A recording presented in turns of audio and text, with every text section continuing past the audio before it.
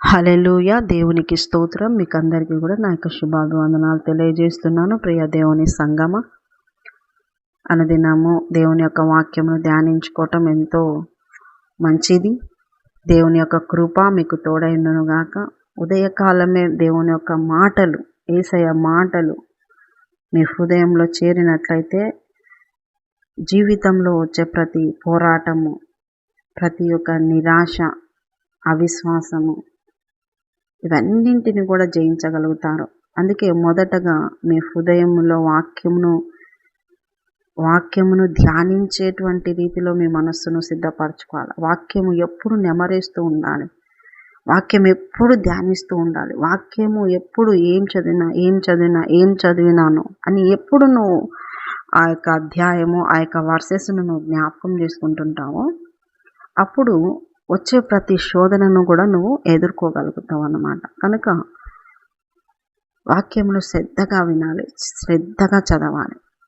ఈరోజు వాక్య భాగంలోకి వెళ్దాం.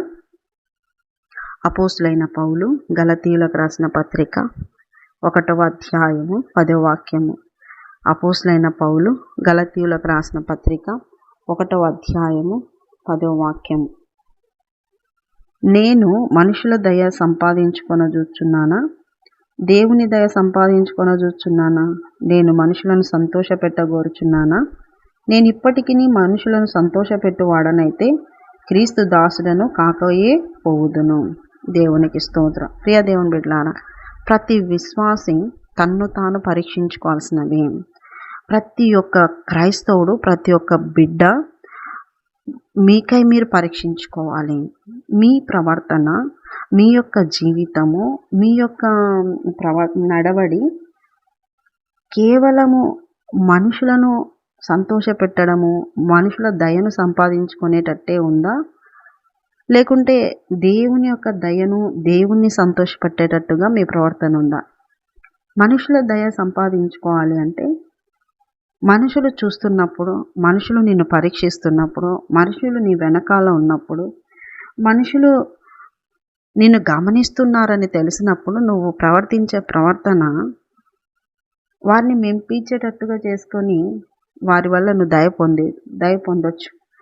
వారిని సంతోషపెట్టేటట్టుగా చేసి వారి వల్ల నువ్వు దయ పొందొచ్చు.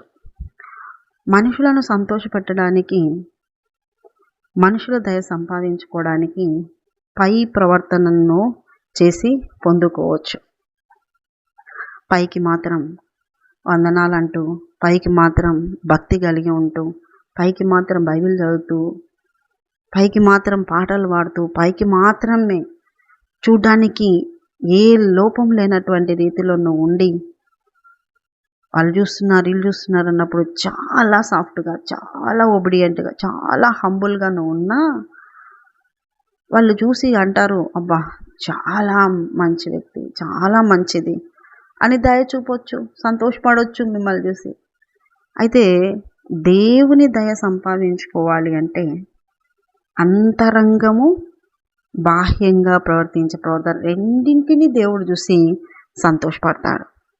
అయితే మనుషులైతే పైకి మాత్రం పై వాటిని మాత్రం వాళ్ళు చూస్తారు, సంతోషపడవచ్చు, దయ చూపవచ్చు, దయ చూపకపోవచ్చు.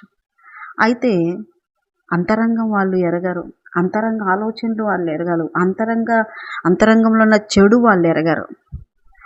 పైకి మాత్రమే మనుషులకు కనపడేటట్టుగా నీ భక్తి, నీ ప్రార్థనా జీవితం ఉంటే అది వేషధారణ అవుతుంది.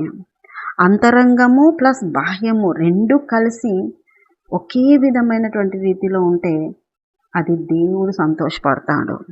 అయితే మనుషులను సంతోషపెట్టాలంటే వాళ్ళకి ఇష్టమైనట్టు నువ్వు ప్రవర్తించాలి. మనుషుల దయ సంపాదించుకోవాలంటే వాళ్ళకు నచ్చినట్టు నువ్వు ఉండాలి. మనుషులు ఒకసారి సంతోషపడతారు, ఒకసారి వాళ్ళు దుఃఖపడవచ్చు. కొన్నిసార్లు ఫుడ్ విషయంలోనే నాకు ఈ ఐటెం ఇష్టం లేదని భార్య చెప్తే భర్త నా కోసమైనా తిను, నా కోసమైనా, భర్త నాకు ఈ ఫుడ్ ఇష్టం లేదంటే భార్య నా కోసమైనా తిను, నేను తిన్నాను అని చెప్పినప్పుడు వాళ్ళు ఎవరైనా ఫ్రెండ్స్ కావచ్చు, ఇంకొకరు బంధువులు, రిలేటివ్స్, రక్త సంబంధికులు, ఇంటి వాళ్ళు, ఎవరైనా మీ ఒపీనియన్ మీద మీరు నిలవన్నప్పుడు ఎదురుగా ఉన్నటువంటి ఆ మనుషులు దుఃఖపడతారు. అయితే వాళ్ళని సంతోషపెట్టాలి అంటే వాళ్ళు చెప్పినట్టు మీరు వినాలి. అయితే ఒక విశ్వాసి, ఒక క్రైస్తవుడు మనుషులను సంతోషపెట్టాలనా? దేవుణ్ణి సంతోషపెట్టాలనా? మనుషుల దయ కావాలనా? దేవుని దయ కావాలనా? నిర్ణయించుకోండి. దేవుని పిల్లలు, యేసయ్య పిల్లలు యేసయ్యను సంతోషపరచాలి. యేసయ్య పిల్లలు యేసయ్య దయ పొందుకోవాలి. యేసయ్య దయ పొందుకోవాలి. యేసయ్య నిన్ను మెచ్చుకోవాలి. ఎప్పుడైతే మనిషి ఇష్టాలతో నువ్వు పోతే వాళ్ళు కొంతకాలం నిన్ను మెచ్చుకోవచ్చు, ఆ తర్వాత మెచ్చుకోకపోవచ్చు. కానీ నువ్వైతే మాత్రం మనుషులను సంతోషపెట్టేవాడవైతే క్రీస్తు బిడ్డవు కాదు అని వాక్యం సెలవిస్తుంది. నువ్వు మనుషులను సంతోషపెడుతూ, మనుషుల కోసం బతుకుతూ, మనుషులు ఎట్లా చెప్తే అట్లా వింటూ పోతే వాళ్ళ ఆలోచనలు, వాళ్ళ అభిప్రాయాలు, వాళ్ళ ఇష్టాలు నీ పైన రుద్ది వాళ్ళు సంతోషపడి నిన్ను దయ చూపొచ్చు, వాళ్ళు నిన్ను బాగా చూసుకోవచ్చు. కానీ క్రీస్తు బిడ్డవైతే కావును.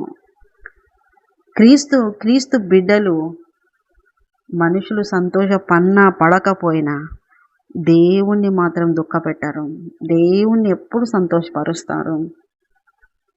సినిమాకు రానంటే స్నేహితులు దుఃఖపడతారు, దూరం అయిపోతారు. కానీ దూరమైన ప్రాబ్లం లేదు, నా యేసయ్య దుఃఖపడకూడదు అనేటువంటి ప్రతిష్ట నిర్ణయంతో నిలబడాలి. యోసేపు, పోతిఫర్ భార్య వచ్చింది, ఎంతో ప్రేరేపణ కలిగించింది. ఒక్కటే మాట అన్నాడు, దేవునికి విరోధంగా నేను చెయ్యను. ఆమెను సంతోషపెట్టాలి. ఇప్పుడు ఆమె చెప్పినట్టు ఇంటే ఆమె సంతోషపడుతుంది, డబ్బులు ఇస్తుంది, అధిక హోదా ఇవ్వచ్చు, ఇంట్లో ఇంకా ఎక్కువ అధికారంతో తిరగొచ్చు యోసేపు. కానీ దేవుని బిడ్డలు మనుషులను సంతోషపరచడానికి మనుషులు చెప్పినట్టు విన్నరు. దేవుని పిల్లలు దేవుడు చెప్పినట్టు దేవుని సంతోషం కొరకు బ్రతుకుతారు. నింద రానే వచ్చింది యోసేపుకి, కానీ ఆ నింద నిదానంగా తొలగిపోయి సత్యము తెలియబడింది. నిందారహితుడుగా నిర్ధారణ అయినాడు యోసేపు. హెచ్చింపబడినాడు యోసేపు. ప్రియదేవుని సంగమా, నువ్వు ఇంకా క్రీస్తు బిడ్డవేనా? నువ్వు ఇంకా క్రీస్తు దాసుడవేనా? నువ్వు క్రీస్తు కొరకే బ్రతుకుతున్నావా? లేదంటే మనుషులను దయ, మనుషుల సంతోషం, మనుషుల కోసం, మనుషుల చుట్టూ మనుషులు ఏమనుకుంటారో వాళ్ళు ఏమనుకుంటే ఇలాగే పోతున్నావా? ఆదివారం కొంతమంది ఫంక్షన్లో ఆదివారమే పెడతారు. నువ్వు నోరు తెరిచి నేను రాను, ఆరాధన ముఖ్యం అని చెప్పు, నిన్ను ఇంకా ఎట్లా అనుకుంటారో అట్లా అనుకుంటారు. నేను అది తినను, ఇది చెయ్యను, ఇలా కూర్చోను, నేను అక్కడ రాను అని అంటే నిన్ను వాళ్ళు ఎలా చూస్తారో తెలుసా? అలా చూస్తారు. కానీ క్రీస్తు కోసం నువ్వు, వాక్యం కోసం నువ్వు నిలబడినప్పుడు, సాక్ష్యం కోసం నిలబడినప్పుడు, పరిశుద్ధత కొరకు నిలబడినప్పుడు, ప్రతిష్ట కొరకు నిలబడినప్పుడు ఎంతమంది ఏమనుకున్నా యేసయ్య మాత్రం సంతోషపడతాడు. యేసయ్య మాత్రం తన కుమారునిగా, తన కుమార్తెగా అనేక మంది ముందర నిన్ను గణపరుస్తాడు. అట్టి కృప మీకు అందరికీ కలుగునుగాక. ఆమేన్. చిన్న ప్రార్థన చేసుకున్నాం.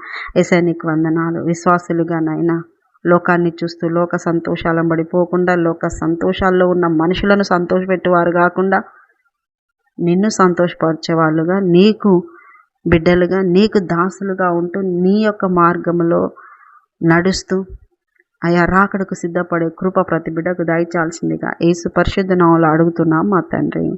ఆమేన్, ఆమేన్, ఆమేన్. యేసు రక్తమే జయం, సిలువ రక్తమే జయం. ప్రవేశ నామానికి సంపూర్ణ విజయం కలుగునుగాక.